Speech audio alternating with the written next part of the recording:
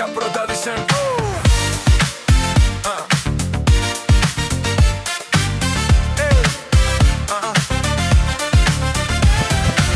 Řek si mi ticho, co do uší pálí. Všechny ty věci jsou najednou v dáli.